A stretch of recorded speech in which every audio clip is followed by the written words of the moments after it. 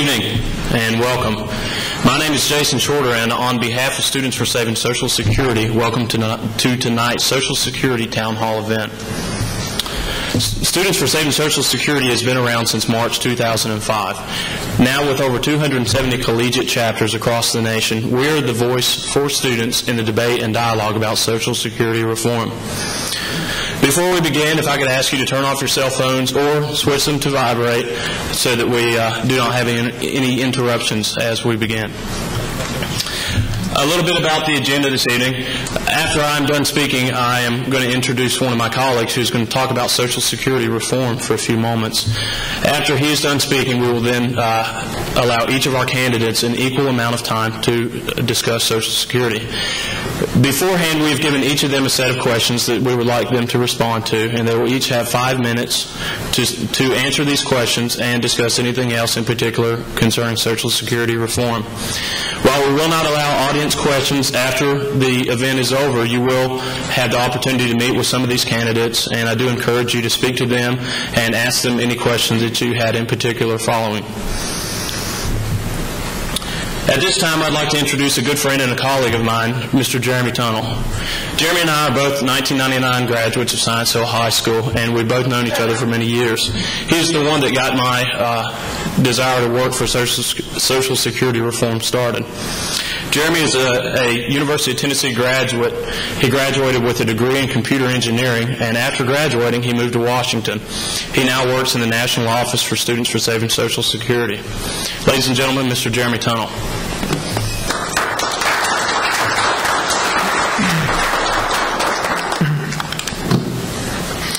I'd like to thank everybody for coming out tonight, and also to the candidates for taking time out of their busy schedule to be here. I'm just going to start off tonight with a couple of numbers that are kind of important to Social Security. The first number is 12.4. 12.4% is the amount of your paycheck that you pay into the Social Security system every payday. And a lot of people don't really realize this is as much as it is. It's almost $1 out of every $8 that you make, and for the vast majority of Americans, it's the biggest tax that they pay. The second number is 84,000. Now, 84,000 is really the amount of money that an average 25-year-old American will lose in the Social Security program over their lifetime. So they will pay in $84,000 more than they take out. So everybody has a feeling that there is a problem with the Social Security system. So what is the problem? Social Security is a pay-as-you-go system, which means when you pay out of your paycheck, the money goes into the Social Security system, and it immediately goes out to pay the benefits of retirees. Now, this seemed like a great idea back when there were a lot of working people and very few retirees. In fact, there was at times almost 16 workers for every retiree. In a couple years, or in a very short time, there's going to be as little as 2 workers supporting every retiree. And that's going to put a strain on the workers that are trying to support all of our retirees out there. Now, the second part that is a weakness of the current system is the fact that back in the 1980s, Congress, we had Social Security reform. And as part of that reform, they raised taxes and changed the benefit structure a little bit. And so we've been running an excess in payment security system that we've been paying out. And so that's all well and good. And so their idea was we should take this surplus and we should put it into a trust fund. And that was a great idea. Except a few years later, Congress realized that there was this huge pool of funds that nobody was using, and it was just sitting there, so they had a great idea. Why don't we take the money out of the trust fund, and we can spend it on things that we need right now, and we'll issue ourselves what they call special issue treasury bonds, which is a promise of the government to itself to pay themselves back when it comes time. So if it sounds complicated, it really is. But in essence, there is no money in the trust fund.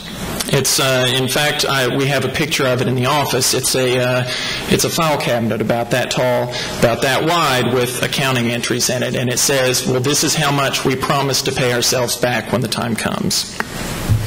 So what are the solutions? There are only really three options, and it all boils down to three different things. The first thing that we could possibly do is we can, of course, raise taxes. Now, in my opinion, I don't think that's the right way to go. We've raised taxes over 20 times in the history of the Social Security system, and it's still on a track to not being solvent in the future. And the rate right now is 12.4%. The original rate was 2%. You paid 2% of your paycheck to get Social Security benefits. The second thing we can do is adjust the benefit structure. And you're going to hear a lot of fancy words with this stuff. Progressive indexing. You can say, well, we're going to index benefits to prices instead of wages, raise the retirement age. There's a lot of possibilities there. And, of course, they all remain on the table. But I don't think that alone is going to fix the system. And so finally, the third option that we can look at is, in my opinion, if you have a system that's been proven time and time again, you've been making changes to it, and it's still on the wrong track, then you should change the structure of the system so that it works better. And that is what Students for Saving Social Security advocate. And specifically, what we would like to see happen is a system of optional personal retirement accounts. And I say optional because it's a very important part of it. We recognize that people have paid into the Social Security system over their life, and we don't want to see people lose their benefits, those that are approaching retirement or in retirement. So we want to say to those people, those benefits are absolutely safe and we're not going to mess with them. Now, for those people that were born after 1950, we want to give you a choice. We want to say, well, you can, if you want to take your chances with the current system, you're welcome to, but we'd like to give you another option, and that option is to take a percentage of your Social Security benefits and put it into your own account. It's just like a 401k, or if anybody here works for the government, the Thrift Savings Plan. Both of those have been proven to be wildly popular, and so this would be very, very similar to those.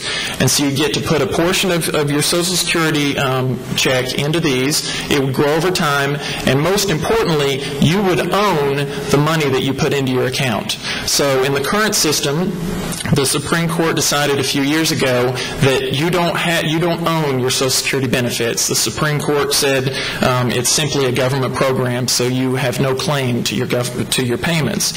So the great thing about this is, if you work your entire life to put money into this account, and you pass away one day before you're starting to collect your benefits, in the current system you lose everything.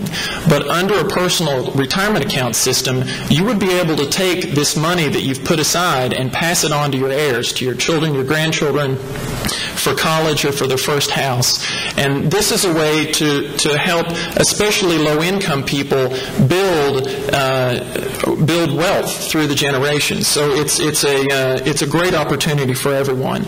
And I think that is certainly the way to go.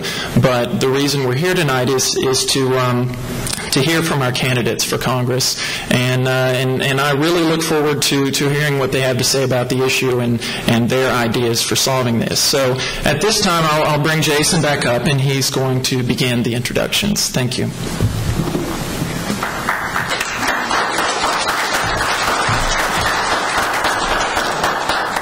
As I mentioned before, we're going to now allow each of our candidates 5 minutes to discuss their ideas about Social Security reform. Like Jeremy, I also am one of those that's about to finish school and is looking at the job market, and will start noticing that a portion of my paycheck will go to Social Security. So I'm interested as well as a voter and as a person entering that job market to hear what these candidates have to say. Our 7 candidates that are with us, we have chosen at random how they will be discussing their issue this evening. And we did have to work with some time constraints and things like that. But first, I'd like to introduce Mr. David Davis. David Davis is a California native, but he has now ended up here in Tennessee. He's a Milligan College graduate. He's a graduate of East Tennessee State University with a certification in respiratory therapy, and he has also spent time as a state representative in Nashville for the 6th District of Tennessee. And at this time, if you will welcome Mr. David Davis.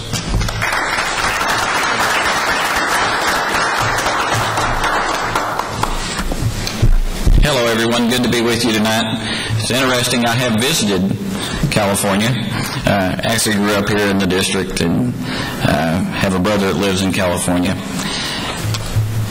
This is one of the most important issues that we're talking about tonight that can be discussed. As we speak, I have a 79-year-old father living in my home. And we need to do everything we can to make sure that my 79-year-old father is taken care of. Many of you in this room have that same concern. We need to keep our promises. When we make a promise in government, we need to be willing and ready to keep those promises. And I think that's where a lot of the concern comes from as we talk about reforming our Social Security system, is what are we going to do with our seniors?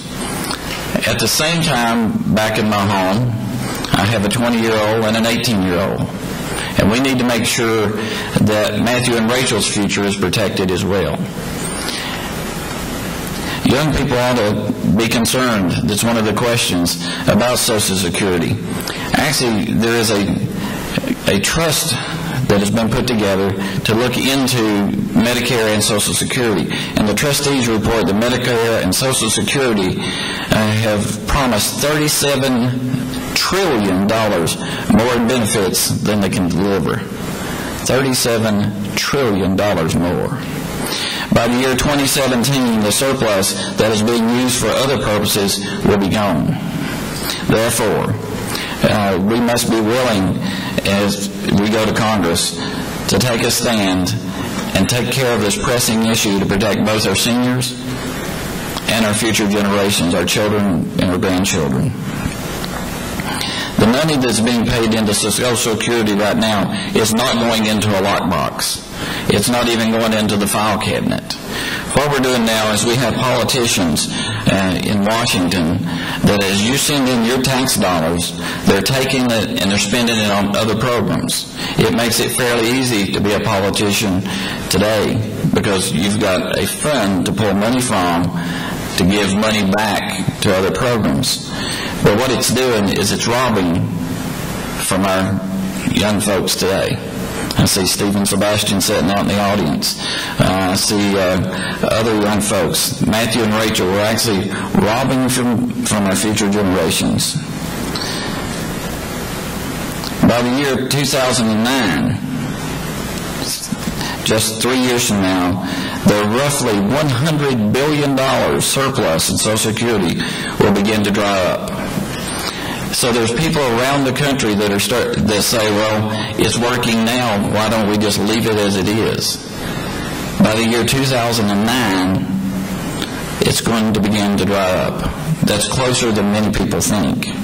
And by the year 2022, the trustees predict that the trust fund will face permanent deficits, which will lead to huge tax increases or reduction in services. The only way to keep our promises to senior adults and to protect younger workers is to allow younger workers to invest in private Social Security funds. And at the same time, keep our Social Security program as it is today for my 79-year-old father. Any bill that we look at in the future, again, needs to keep our promises to our seniors and allow our younger workers to invest. It must allow us to, at younger ages, to pay into a retirement account that we have control of and have access to as we get ready to retire. One of the questions was, what would a bill look like if you were to draft the legislation? And I've actually drafted legislation in Nashville. I'm one of the few candidates that have that opportunity of putting legislation together. One of the first things you have to do is to stop the raid on other government programs. It's unfair to the people in this room to take your money to Washington and tell you that it's going to be used for Social Security and then take it and put it into another program just to buy votes. We need to, any piece of legislation we put together must make sure that our seniors are taken care of and that money is not taken. Those in this room need to know that their checks are going to come and they're going to come on time. And again, the younger folks in this room need to realize that they're going to have something that they can look to in the future, and that's going to be their own personal account. We do need to make sure that we protect Social Security for our children and grandchildren. Thank you for allowing me to be with you tonight. I'm sorry I have to run, but I have another speaking engagement, and we look forward to working on this if we have the opportunity to go to Washington. Thank you.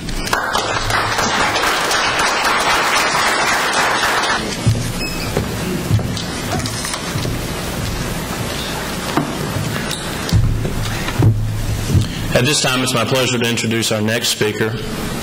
Mr. Claude Cox is from the Kingsport and Bristol area. I'd spoken with him briefly before we started the event this evening. He is a retired Army platoon sergeant. He spent 30 years in the military with the United States Army, and he is now running as a Republican primary candidate for the August 3rd primary as well. Now I'd like to introduce Mr. Claude Cox.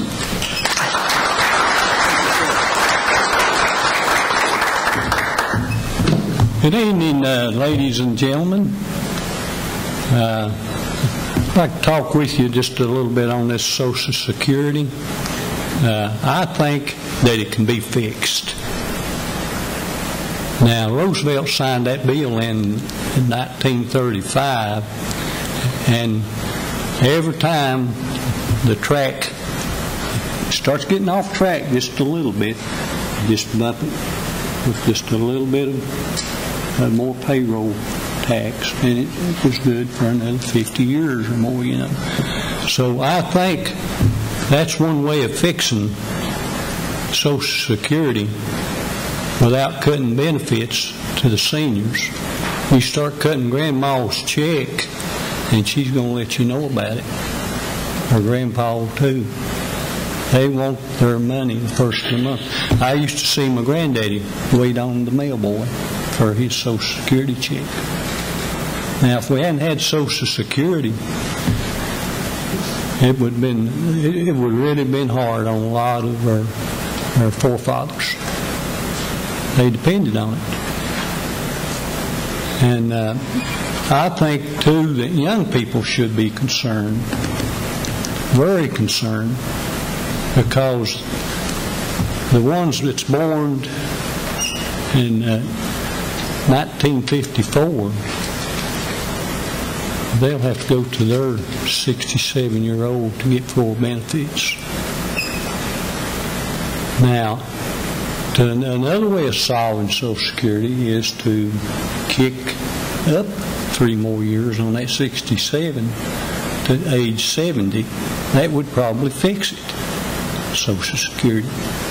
But now, when you start doing that, you could get voted out of office, couldn't you? Or if you come over here and said, well, I'm going to take out of payroll because it's always been taken out of payroll. And right now, Social Security is tied with Medicare. It needs to be sliced loose. And Social Security needs to be on its own. I watched a commentary not too long ago, and this lady in the building going up and down the aisles, and it's way up there. She says, this is IOUs that the government has paid Social Security to hold. You know, they're holding that, Social Security is. Now, this little can over here, this little chest thing, they keep their tabulations in. They had just how much money is there.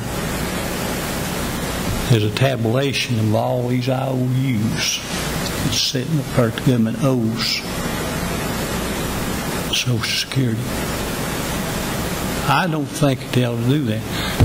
And another thing is, you know where foreign aid comes from? Social Security. That should never be. Should never be. These politicians right now, they're laying up there, excuse me, in the office, they get voted in. That's a job for them. They make good money sitting up there doing nothing. I'd like to be up there working at it till the midnight, burning the midnight oil on it till I can get it fixed, or have somebody there with me helping me fix it. The rest of the ones that's elected should work together to fix the Social Security, because it can be fixed. It can be fixed within a few hours. But they're afraid. You know what they're afraid of, don't you? They'll not be coming back. They'll get voted out of office. Like me, for instance, I don't care to be voted out of office if I'm not doing the job. I want the people to vote me out of office if I'm not working on Social Security. There'd be nothing to tickle me any better than to come back to the 1st District in Tennessee and tell them I fixed Social Security. And you can vote me out of office for the way I fixed it. Now, that's the only way it's going to be fixed, is either through the payroll or pumping the back end of it. That's the only way you're going to fix it. And there's going to be people who don't like it either way you go, you see. And you get voted out of office. And I think that young people should be allowed to take a portion of their Social Security out and put it in IRAs, savings account, or play the market if they want to. I think that they should be concerned with their Social Security. And this IOU business, that worries me more than anything, and the taking it out and putting it in the foreign aid. That should never be. I'm out of time now, ladies and gentlemen. I was tickled to death to talk to you this evening about Social Security. Thank you so much.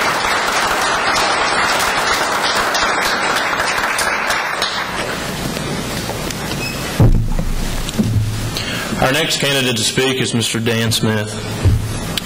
Dan Smith graduated in 1969 from the University of Montevallo. In 1971, he graduated from the U.S. Army Field Artillery School. He entered the United States Marine Corps in 1970. After serving as an artillery officer from 1970 to 1977, a judge advocate.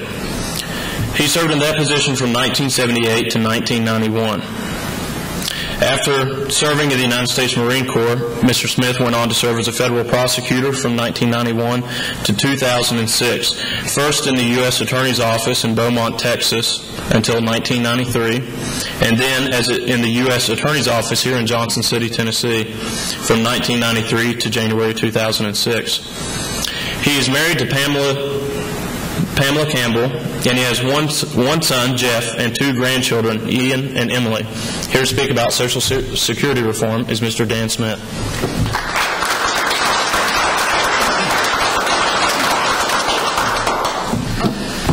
It is a real pleasure to see all of you tonight, especially us mature types. I was just hoping that we'd have a room full of some younger kids that are going to be impacted by Social Security.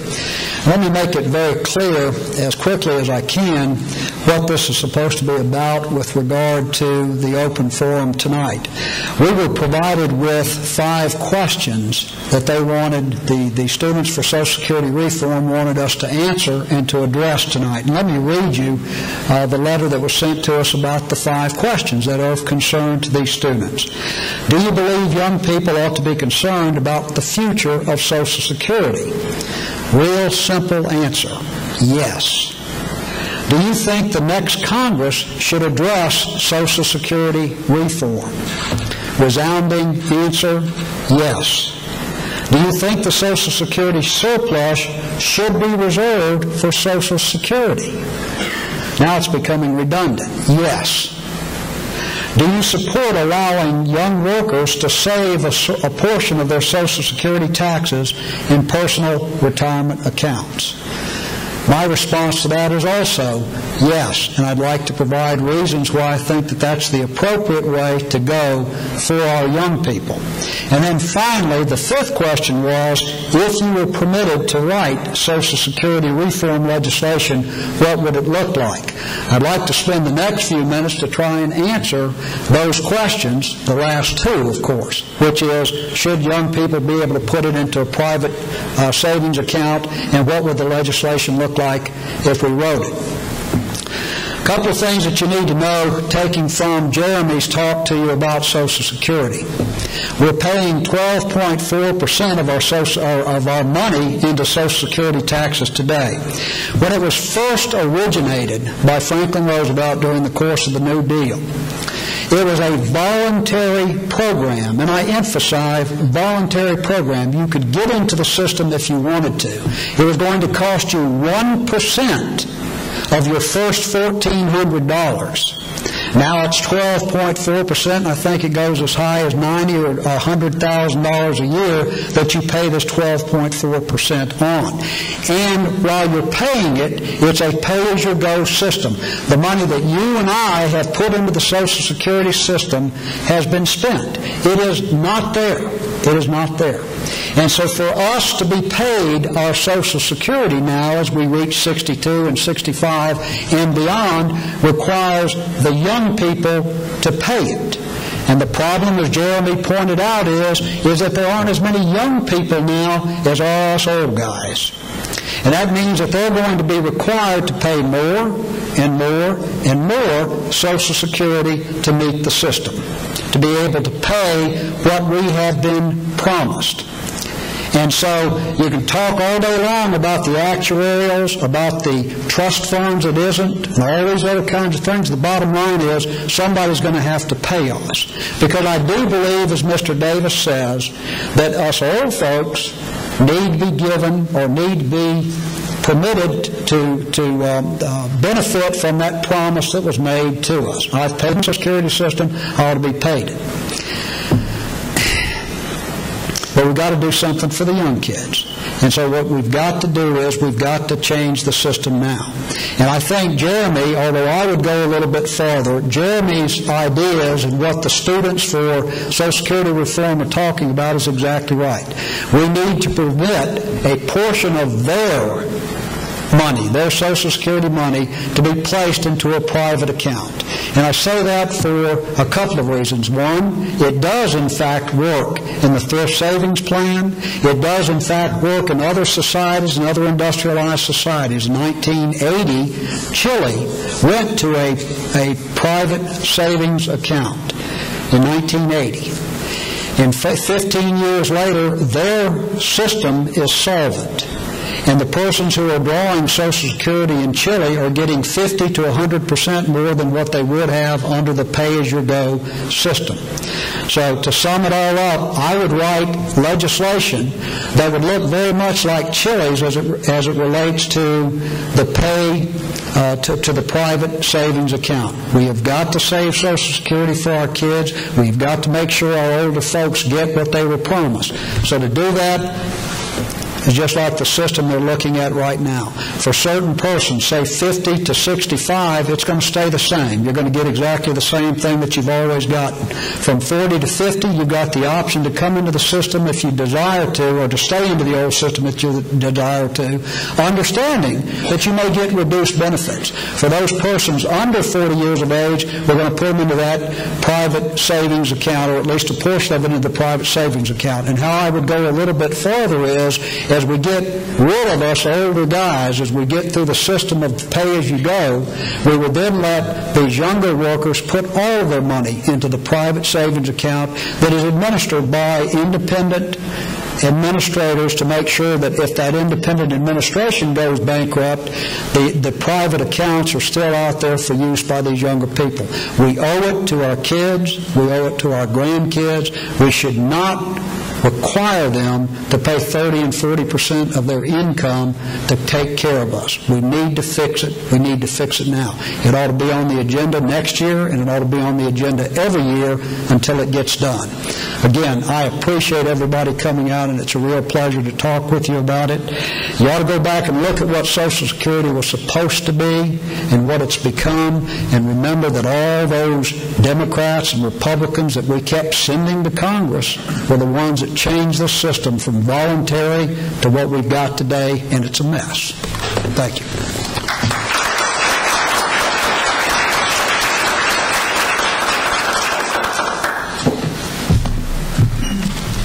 Our next candidate to speak is an East Tennessee State University graduate. Vance Cheek graduated from East Tennessee State University with a Bachelor of Science degree, magna cum laude. After graduating from ETSU, he ventured down to Knoxville, and where he enrolled in the College of Law and graduated with his Juris Doctorate.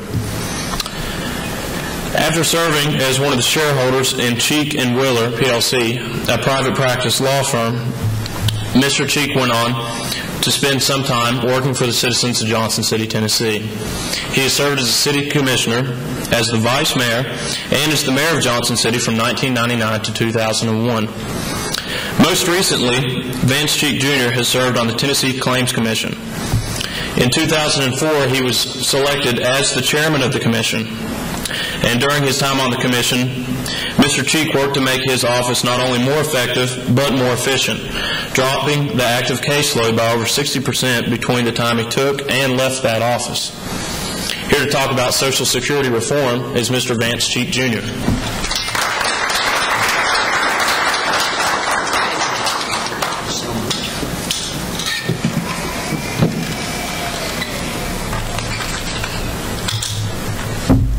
With this one.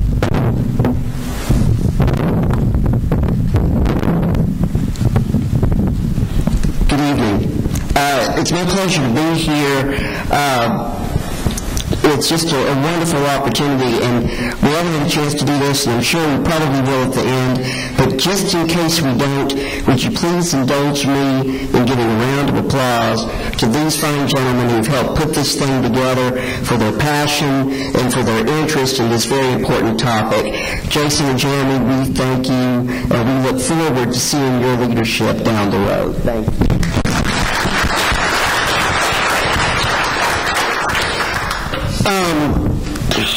I have my questions, and as anyone will tell you, if you ask me what time it is, I'll tell you how to make a watch. So I'm going to very carefully watch our time as we go through this. But I do commend everyone that's here, particularly the young folks. About when I was here, not so, well, yes, a long time ago. When I was here at ETSU, I was more concerned about spending time, or spending money, I should say, or saving money for a UT concert, not about retirement. And now you all are here because you're ready to talk about what the future holds for you in retirement, and I applaud you all for that. You all should be concerned about the future, but that's the good thing about the future. The future's ours to make what we want to of it. Any discussion of Social Security has to be made with this statement. It's the foundation of any element of reform, and that is, to our seniors and those getting ready to get on the program, we understand that the government made a solemn and crucial pledge to you, and as your congressman, I will do nothing to interfere with the benefits to which you are entitled, to which you paid into, to which you deserve, having worked all these years. Now, we're talking about reform, and the reform for different generations or the new generation. And this is something that came up in Congress last year. Unfortunately, it didn't get off the ground. Don't exactly know why. Don't know how, if it was the way it was handled or whatever. But in any than it didn't get off the ground as much as the President had wanted it to. I applaud the President for putting it back into the forefront. I assure you that as your Congressman, if you are blessed enough to be elected next term, we will put it back on the forefront. It needs to be on the table each and every year as we look at it. This is a very, very complex issue. There is no silver bullet to be able to take care of it. Having said that, there are some things we can do. For example, in dealing with the trust fund, we can take the surplus and we can keep it in Social Security. As an attorney, I practiced for 11 years before I took the bench, and I had a trust account, and that was for all my clients to give me money that I would eventually pay off to other people.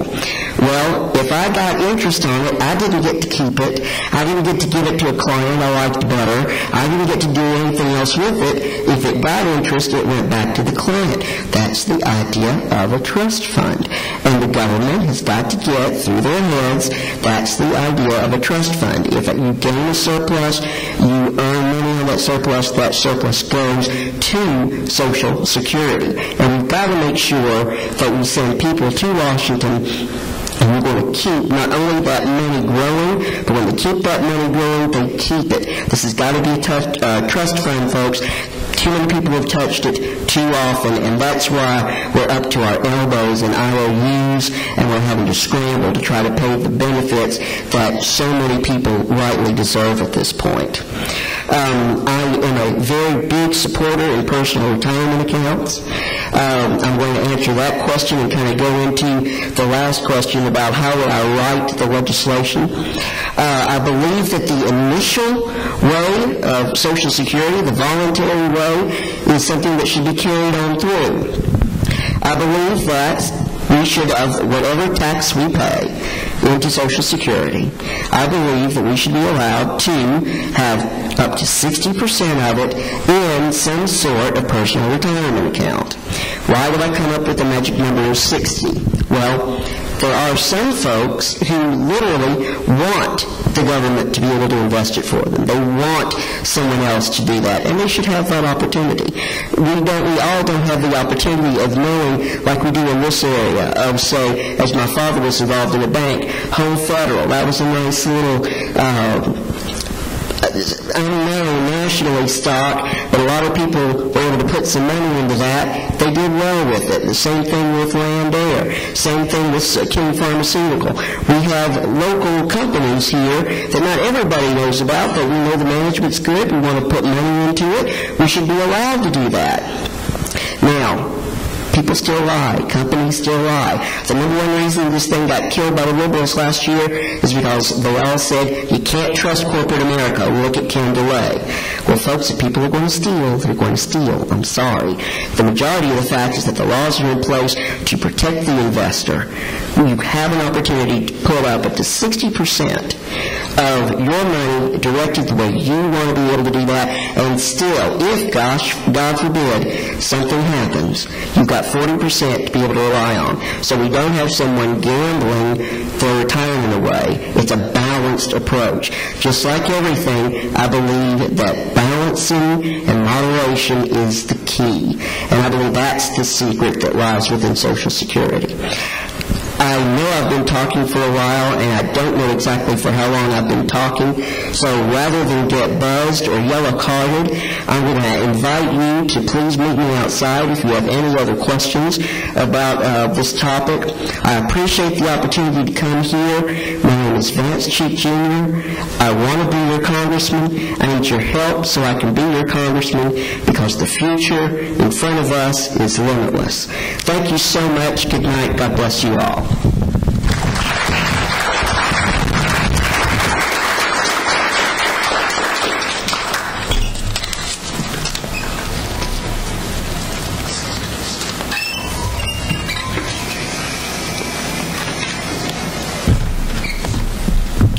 Our next candidate to speak has practiced as a physician for many years here in Johnson City. He received his undergraduate degree from Austin Peay State University and then went on to attain his medical degree from the University of Tennessee College of Medicine.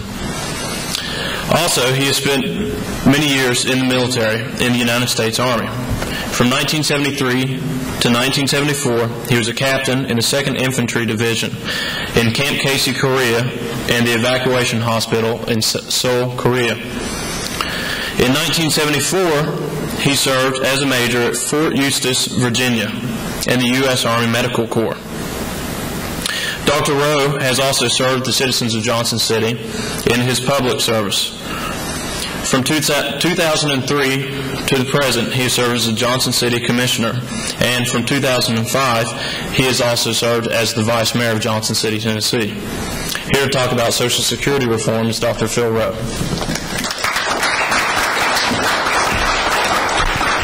Thank you all very much, and before we go too far, I think we need to look at the history of Social Security and why we have that system.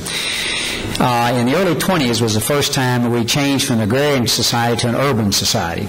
In 1929, there are people in this room that may remember the great stock market crash. The gross domestic product of the United States at that time was $105 billion a year. That dropped in 1932 to $55 billion.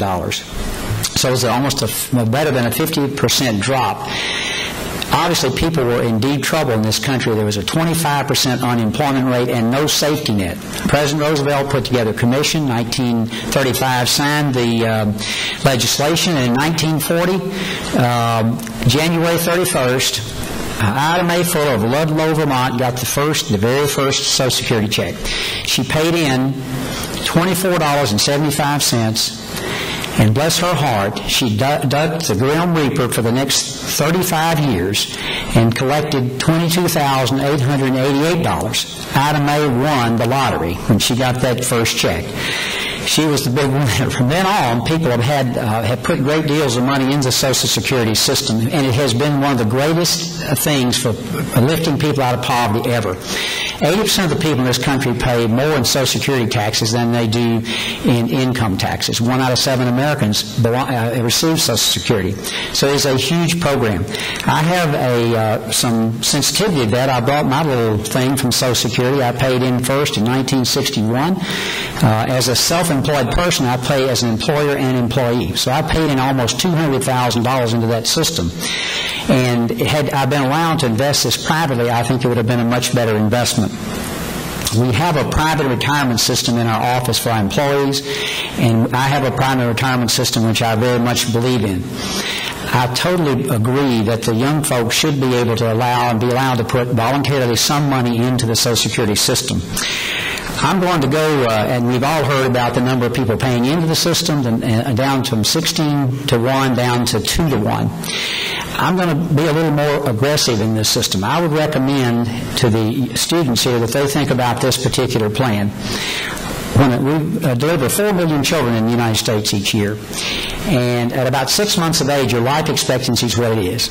I would recommend at that point in time that we open a Roth IRA, put $2,000 in that Roth IRA for that individual person, an individual child, and let it grow over their lifetime. So when they are 18 years old, they can begin to add to that system. The United States stock market, you hear all this gloom and doom about it. Over the last 280 months, it's had 15 months it didn't go up. In the last 80 years, with a 60% stock, 40% bond blend, the stock market's averaged 10.4%. For those of y'all who do finances, your money doubles every 7.2 years at 10%. If you leave that money alone in a private account until you're 67 years old, and that's how old you have to be now because the retirement age has been elevated, you'll have somewhere around $1 million in your account for you to spend.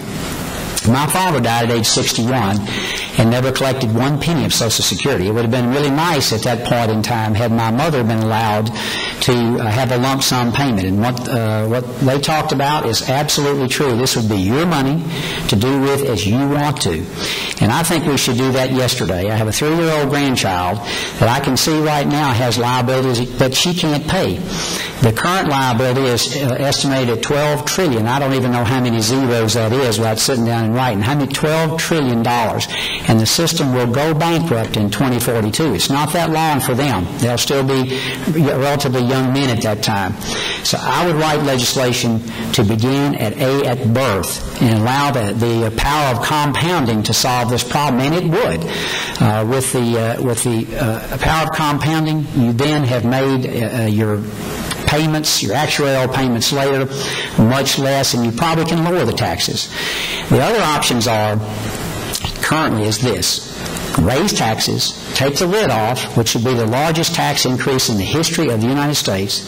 In other words, I think it would require going up to 18% payroll taxes, which would only extend the system for 7 years. That's all. You can lower the benefits. I don't think anybody wants to do that. You can elevate the retirement age, or you can increase income taxes to cover the shortfall. Those are your only options. Or you can implement some sort of privatized plan. It's interesting to me that the people who oppose this plan of partially privatizing Social Security also have that plan themselves. They have their own personal retirement accounts. And I found out it amusing to me that if it's good enough for me in the federal government, or it's good enough for me in my office, it's good enough for me, for my employees that I provide this retirement plan for, it ought to be good for every American. And I would strongly encourage you to aggressively approach this to help solve long-term this problem. Social Security is exactly 66 years of age, 1940s when the first check went out.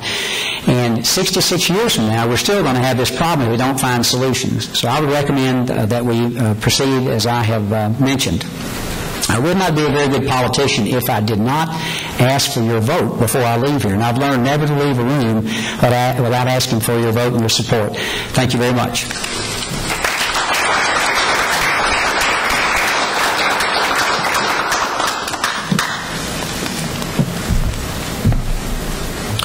Our next candidate to speak is a Sevierville, Tennessee native. A graduate of Gatlinburg-Pittman High School, Peggy Barnett attended East Tennessee Baptist Hospital School of Nursing following her graduation. After more than 20 years as a registered nurse, she went on to complete her Bachelor of Science in Nursing here at East Tennessee State University and continued to earn her Master of Science degree in nursing. As a certified family nurse practitioner, she has been a healthcare provider in Sevierville, Tennessee for many years. I now introduce Ms. Peggy Parker Barnett.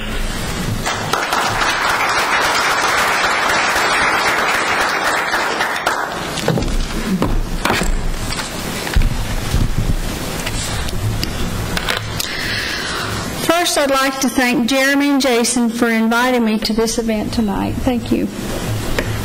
The last time that I was here on this stage was December of 2002 to accept the Dean's Award of 2002 Masters of Nursing graduating class. I told the audience that they would be an influential in many lives. This fact is also true for those who make laws about Social Security.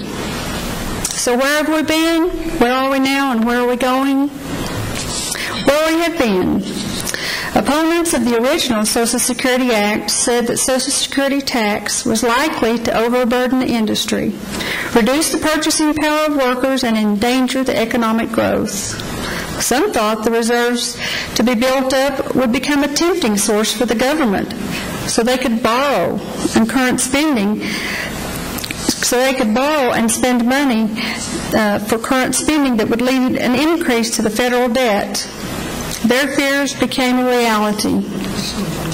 The original Social Security Act has had several amendments to adjust to our changing society because the Congress of 1935 had no idea the drain that would be instituted on the Social Security system by the post-World War II generation.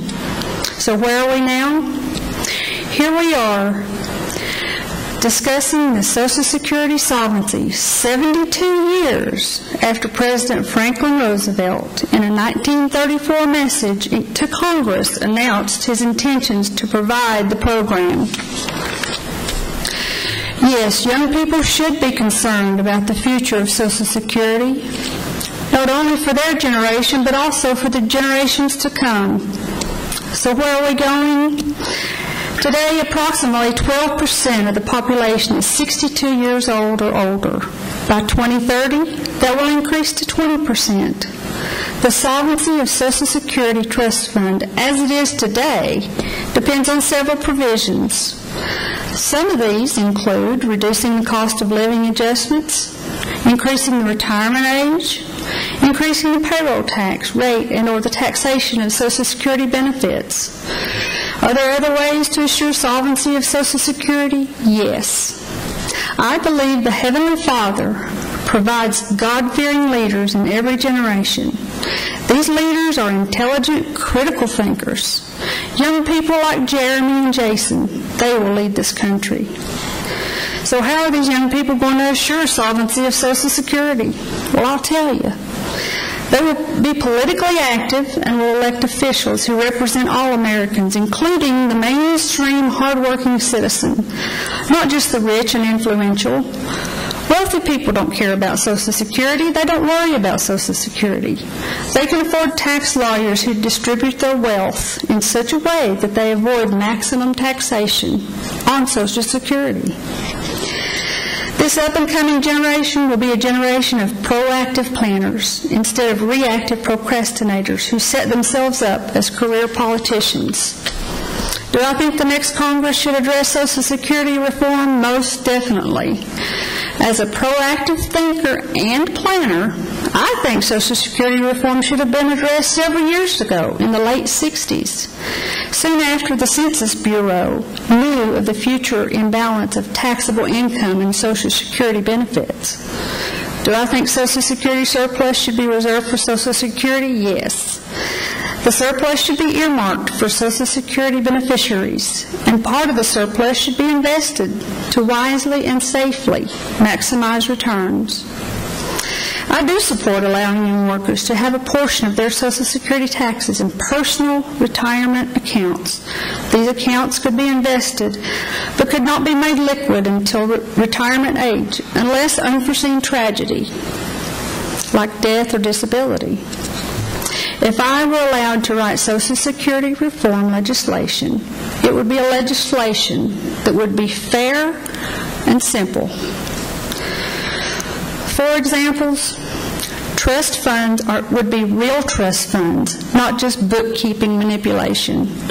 Workers may voluntarily invest part of their payroll taxes in government-protected stocks and bonds or other safe markets through personal retirement accounts. 3, make the TSP, which is the Thrift Saving Plan, that's available to government employees and military personnel, make it available to the public. And then we need to make savings accounts non-taxable. I would like to succeed in this election and encourage other mainstream people to seek political office and make a difference. I am a nurse with a median income, not a 6-figure income as most, if not all, of my opponents. Born June 9th, 1956, I fall slap dab in the middle of the boomer generation. By birth, I am part of the problem. But by choice, and with your vote, I will be part of the solution as your next elected representative. Thank you.